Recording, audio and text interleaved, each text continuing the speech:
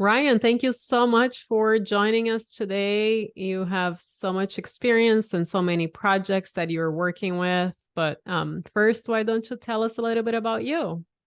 Sure. So first off, thank you for inviting me on your podcast. It's been a long time coming, so I'm glad we were able to connect and get this taken care of. So I'm Ryan. Most of the time, I live in the Virgin Islands in St. Thomas. During the day, I'm working on ear, nose, and throat problems and doing some investing stuff here and there. So we have several projects going on, one of which is self-storage. So since about 2017, we've been acquiring facilities and learning the ropes and trying to figure out this whole thing they call investing. So we've been, down that path and learned a lot, made a lot of mistakes. And so that's one thing we try our best not to do is make the same mistake twice. And now we've moved over into the realm of raising capital. So we have a Series LLC fund for acquiring self-storage facilities. And our target audience is doctors, which would make a lot of sense. And so a big premise of what we're trying to do is teach doctors how to be a good limited partner and how to do due diligence on the project and really sort of understand what's going on. Because if you don't understand, especially in investing, when things aren't going as well as you would like, it's going to be hard not to get frustrated and upset about those things. And if you understand why it's happening and what is happening, in our opinion, you just try to figure out how to right the ship and keep going. Yeah. And, I always tell people that our investors, they have full-time jobs and they don't live, breathe real estate. So we need to keep that in mind when talking, with them about our deals. So maybe you can start there. Like, what are some of the main topics that you typically want to pass to these investors? And then we'll jump into moving to from an investor's perspective later. How would they do some due diligence? Absolutely. So I think the basis of the whole interaction is trust, really.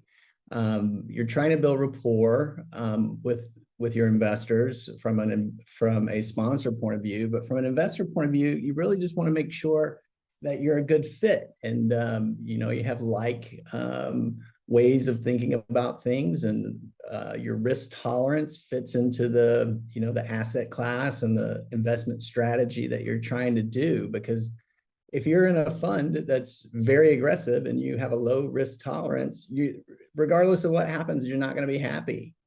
And so those are the questions that I would start off with.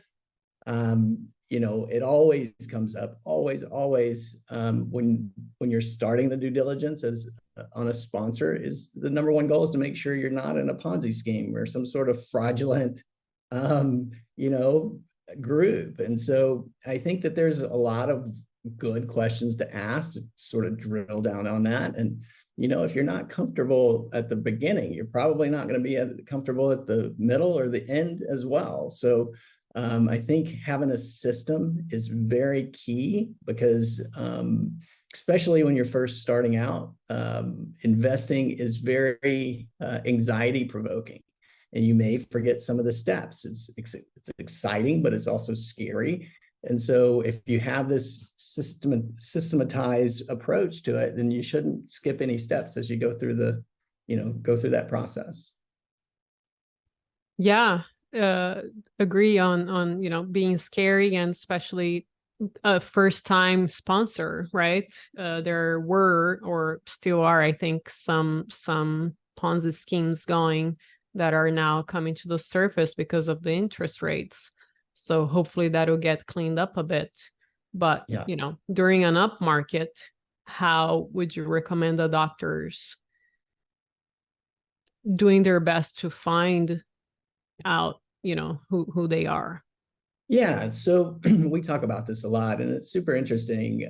Having made several pretty bad mistakes as a limited partner, this is a topic that's near and dear to my heart.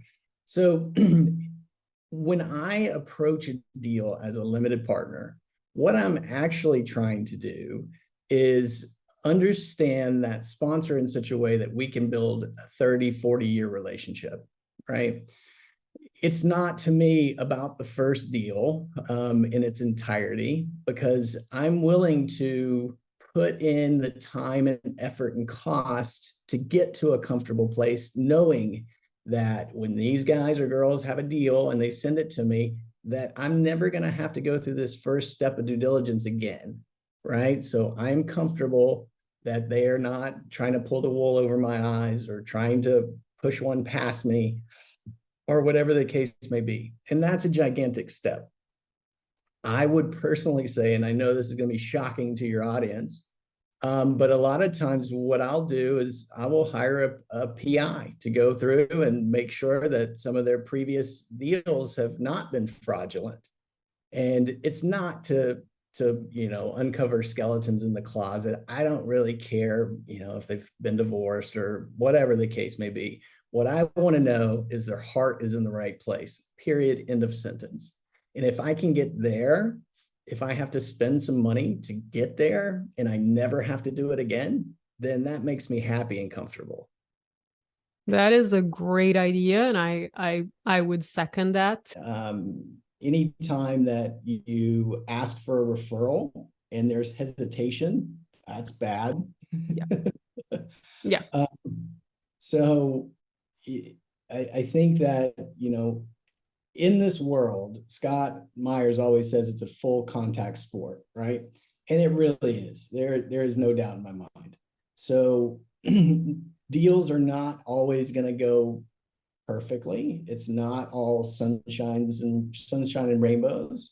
And I think that as investors, we get it. But what we don't get is lack of transparency and lack of communication. So if a deal's going south and there's not more communication, there's actually less, then that is horrible, because what the mind can't see is always going to go to a dark place, right? It's going to be the worst case scenario. And if you don't hear from your sponsor, and maybe there's a capital call or something like that just kind of is sprung upon you, that is not going to be good for anyone. So you want to really know up front that the communication is going to happen, and you're not ever going to be in a place where that is a problem. Yeah, I mean, all of the experts, all of the people that are in it for the long term, they say that exact thing. If when things start to go bad, you better start communicating even more, Even more. so that if there is a need for a cash call at some point, is not going to be a surprise for the investors. And with regards to funds, I don't know if we should talk about the investor side or the operator side. Do you call in all of that money right away to be in the operator's bank account in case something happens? Yeah. Yeah. Most of the time that capital's sitting on the sidelines, right? So as a rule, funds don't like holding your capital if they're not investing it, because there's liability there, right? So the short answer is most of the time it sits in your bank account. Now, there may be various reasons to call that capital early. Maybe there's a cash deal where you're trying to go up against another group or something like that, and it has to close in 2 days after the agreement's been made. So you would hold that capital, and maybe if you lost that on the deal, you would send the capital back.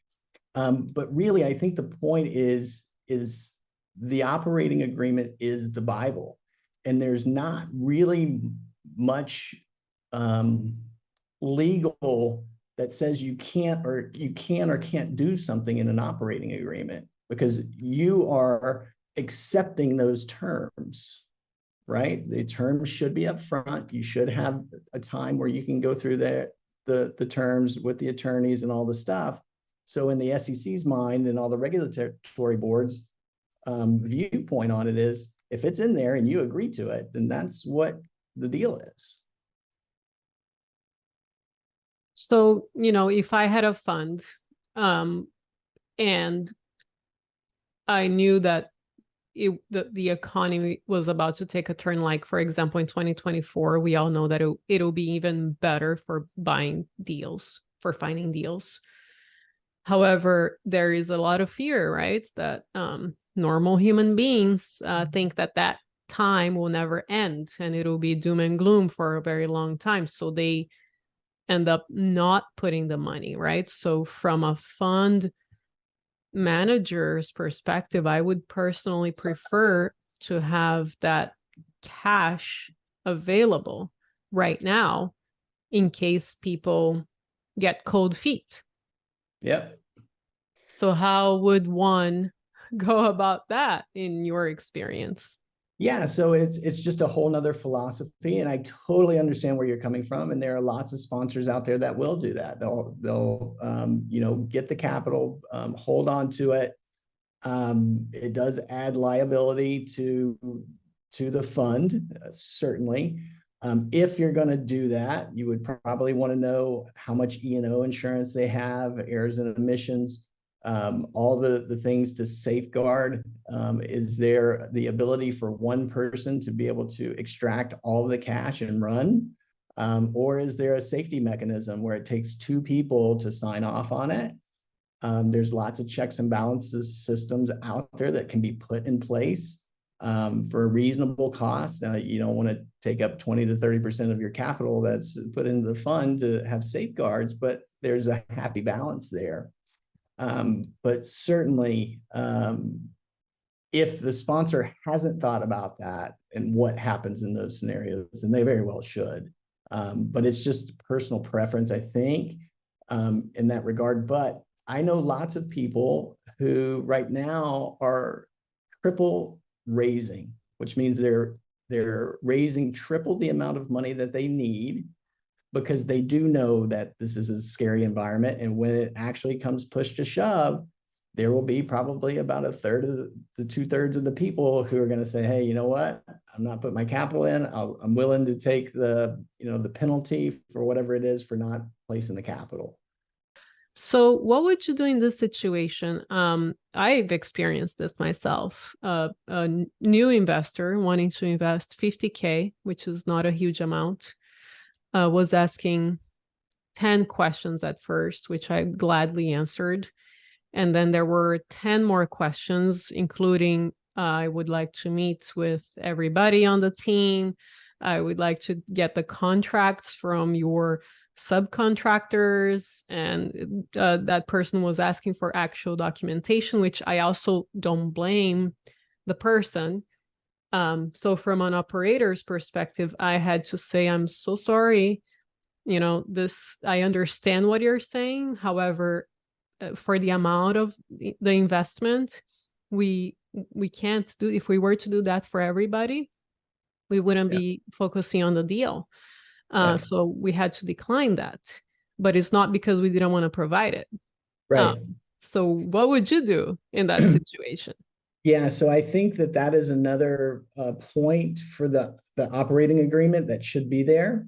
It should be very clear what's available and what's not. So you are able to review the the operating agreement, the PPM, the subscription agreement, and maybe the pro forma, all the things that you need to do for the facility itself, for the due diligence. But the subcontractor agreements are private and held within, or whatever those documents are that are not investor facing. Because as a limited partner, there are investor facing agreements and internal agreements, and it's not the point of being a limited partner to know all of the secret sauce, right? And so I think it's more about declaring that in the beginning, so there are no questions about it. And that may make some people not be comfortable with that particular fund or syndication, whatever, and that's okay. as long as it's done in such a way that's, you know, you're not making decisions just for this one person and maybe this person, it's for everyone, right? The decisions that are made, and it's much easier to do up front while you're preparing the docs, that everybody's being treated equal. And I think that that's sort of important. Yeah. Oh, this has been very helpful, Ryan. Is there anything else that you haven't covered that you think would be important for our audience to know? I don't know. I don't think so. I would very much say that your due diligence is going to make you or break you in your investment journey, and to take it very seriously. And always go to the site, always meet the people in person, make sure that, I mean, if nothing else, that they exist, right? And that there's not something nefarious going on. So I would say just take it very seriously.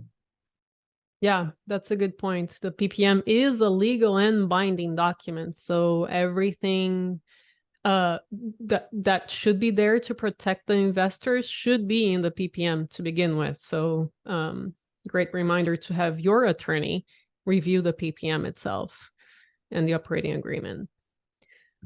This has been wonderful, Ryan. How can our listeners get in touch with you?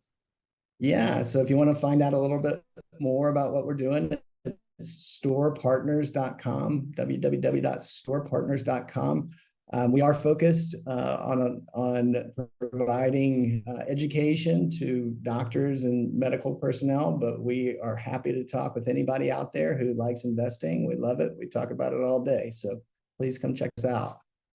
And you have a podcast specific for doctors, is that correct? We do. It's called The Medicine and Money Show. It's myself, Martin Terradena, and Chris Berg. We have sort of a panel style discussion, and it happens on Fridays. And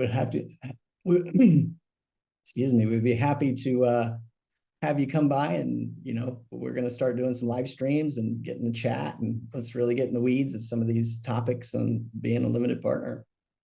That's awesome. I love panels and discussions. Ryan, thank you so much for joining us today. I really appreciate your time. Thank you very much for having me.